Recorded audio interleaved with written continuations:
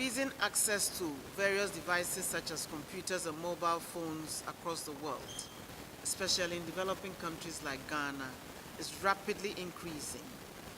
And whereas in the past they were symbolic of affluence and privilege, now they become commonplace, and we all use them as a matter of course. By the end of 2018, it was reported that there were 185 million unique mobile subscribers, reaching 248 million, taking the subscriber penetration rate to 54% in Africa, compared to existing 48% in West Africa, compared to existing 48% in 2018. Ghana alone has over 10 million people connected to the internet, of which 5.5 million are active users of Facebook alone, excluding Twitter, Instagram, and other social media platforms. It is no surprise that Ghana has been ranked as the 9th most active social media nation in the world. These statistics indicate the growing increase in access to the internet and various technologies, and it is imperative that we take advantage of the opportunities this provides to achieve our Ghana Beyond Aid agenda. ICT industries alone contribute significantly to the GDP of many economies, and in 2018, mobile technologies and services generated 8.7% of the GDP in West Africa, contributing approximately 52 billion to the economy of the sub-region. We should not be left out of the benefits of digitization, and in recognition of this, government has initiated a number of measures such as e-procurement, the national ID system, which is currently, mass registration of which is currently ongoing, mobile money interoperability system, the digitization of our land registry, e-justice, which was launched recently, e-parliament, which will be launched by the end of this year, the paperless port system, which is also ongoing, digital property address system, e-immigration, among others.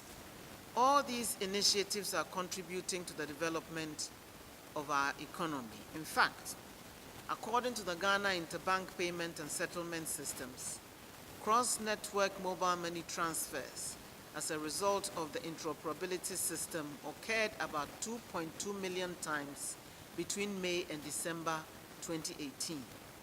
Patronage for the service continues to increase, with more and more Ghanaians embracing it, and more money was transferred on mobile money platforms than within the entire formal banking sector. The digitalization of revenue collection by the Ministry of Tourism alone increased its revenue 4 times, and government is working to ensure that all payments for government goods and services are done electronically by the end of 2020.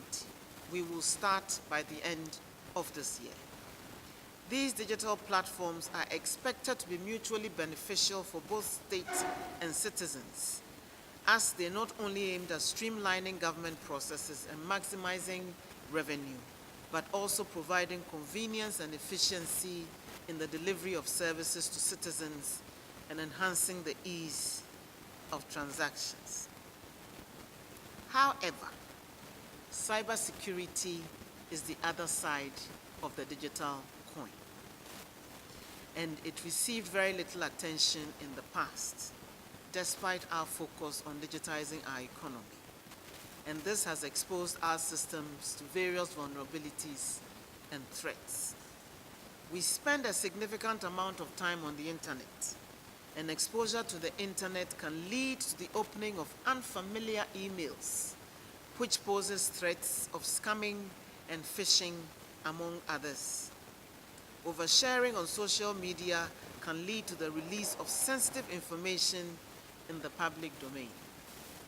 Another issue which we need to deal with is the implementation of the Right to Information Law and its impact on the privacy of personal data and personal information.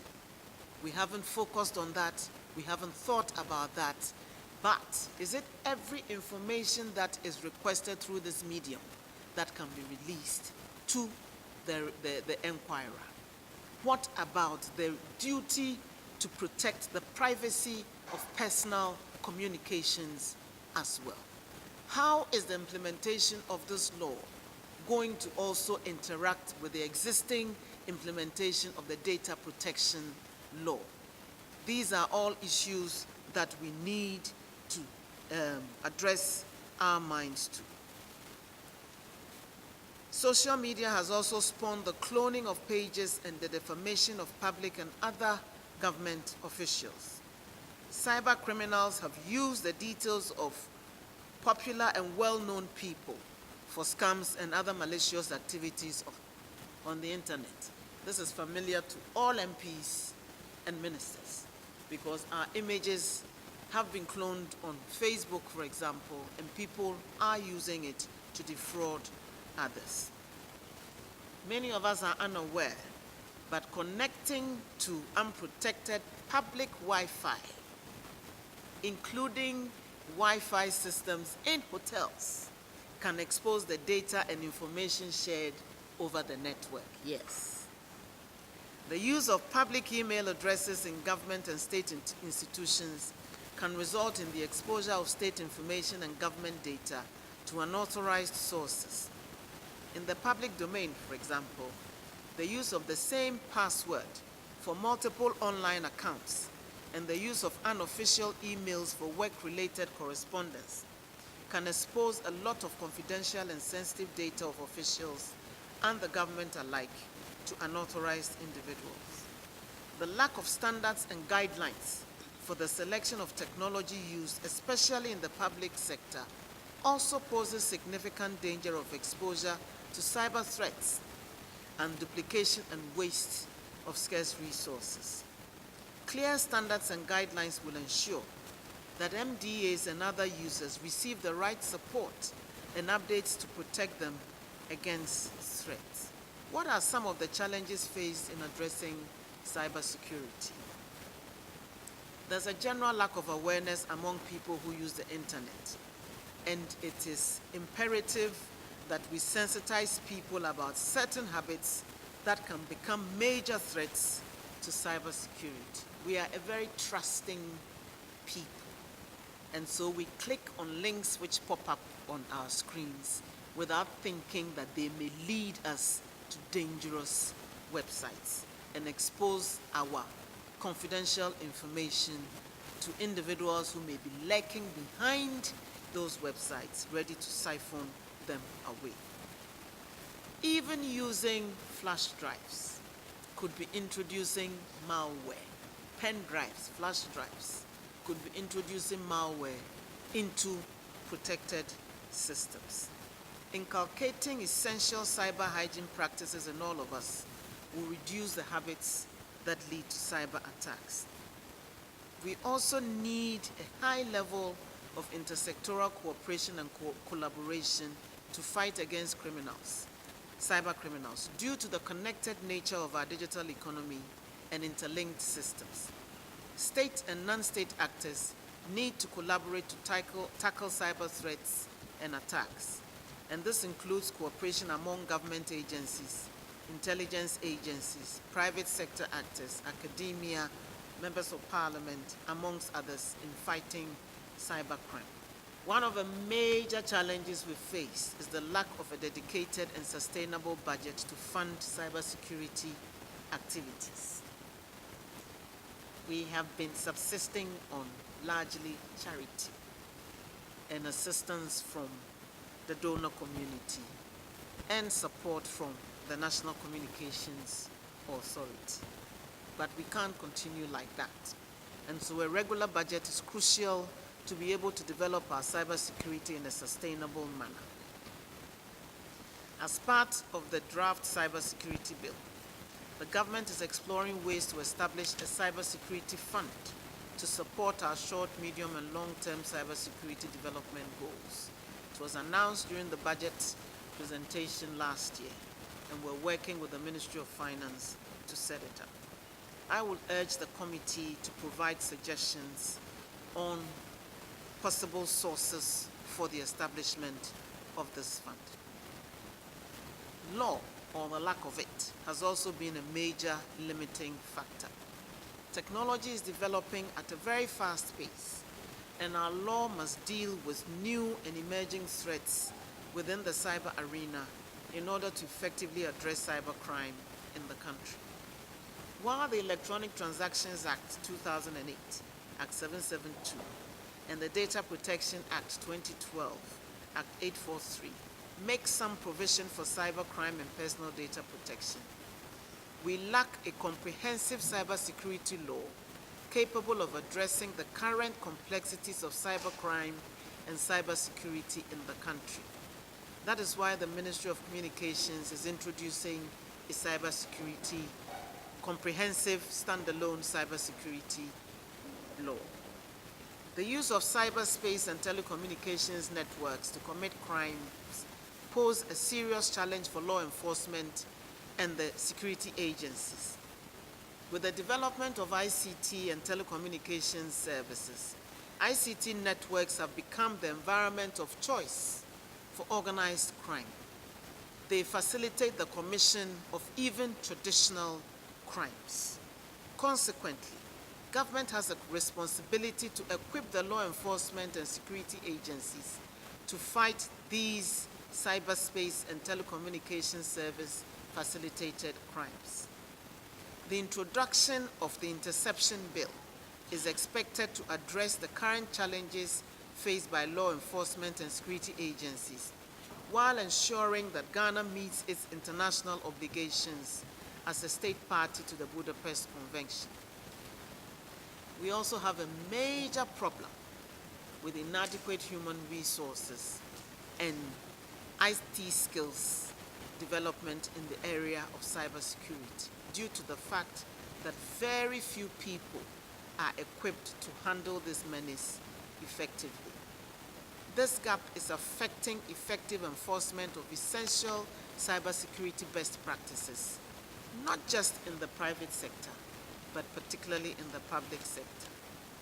In spite of all these challenges, however, we've worked tirelessly over the space of 2 years to achieve the objectives set out by the ministry. And I must add that the establishment of the Cybersecurity Technical Working Group has been instrumental in many of the initiatives undertaken by the Cybersecurity Center. Since July 2017, the Ministry of Communications has been overseeing the implementation of our cybersecurity policy and strategy. We set up the Cybersecurity Secretariat, which has now evolved into the Cybersecurity Center, to be the focal point for all cybersecurity activities. We're developing our national incident response capability with the establishment of a national computer emergency response team at the National Communications Authority and the Security Operations Center at the Bank of Ghana. These developments are crucial in responding to cybersecurity incidents in the telecommunications and financial sectors of our economy. In fact, these two sectors contribute to about 80% of all cybersecurity incidents that have been recorded in our country. In view of the borderless nature of cybersecurity as well, we have had to collaborate with several stakeholders, both locally and internationally: the Council of Europe, the AU Commission, the US government through the Security Governance Initiative, and the Council of Europe through the GLACY Plus project in the implementation of a number of programs, including capacity building for the criminal justice sector on cyber crimes and electronic evidence. We're also implementing a cybersecurity awareness program dubbed A Safer Digital Ghana to sensitize the public, children, businesses, and government on cybercrime and cyber security issues. This initiative was launched by the Vice President in October last year. Since 2017 also, we've organized cybersecurity awareness events, and in 2018, they were extended to cover all the 10 regions of the country. They are all ongoing. And UNICEF has worked with us to sensitize about 7,300 or 400 school children in all the 10 regions. We know that when we have challenges with using our phones, we turn to our children, and they are the ones who unlock the many features of our phones for us. We need to let them know the dangers of using the internet and our mobile devices as well. We've also developed cybersecurity guidelines to support MDAs to implement some significant security controls to address cybersecurity threats. Despite our challenges, even these modest achievements have attracted international attention, and the Council of Europe has identified Ghana as a regional hub for judicial training on cyber crimes and electronic evidence. Niger, Sierra Leone, and the Gambia have sought assistance from Ghana to put in place the relevant structures and legislation to address cybersecurity challenges based on our experiences and example. The World Bank showcased Ghana's efforts last year and brought all representatives of all ECOWAS countries to study our cybersecurity initiatives. We're not resting on our laurels, but we are encouraged that we are on the right track and are working harder to lead efforts in the region towards addressing the current state of cyber insecurity.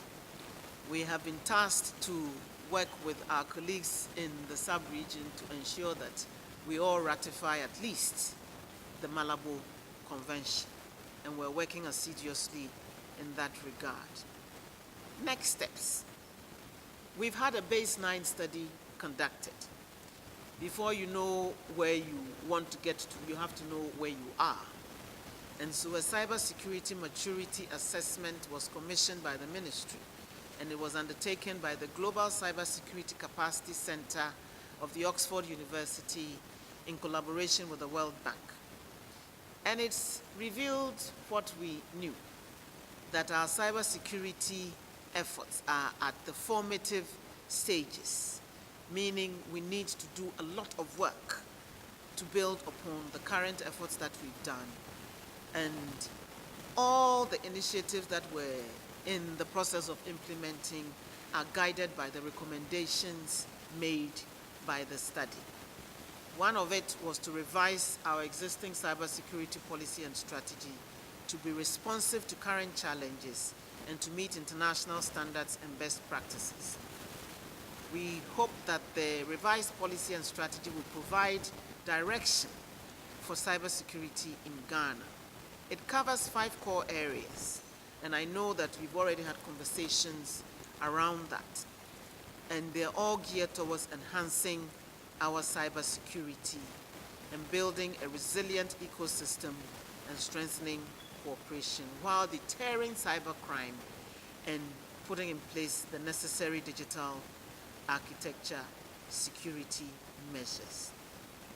We would be seeking inputs from esteemed members of the committee to ensure that the policy and strategy is fully aligned with the aspirations and needs of the people of our country with respect to cybersecurity.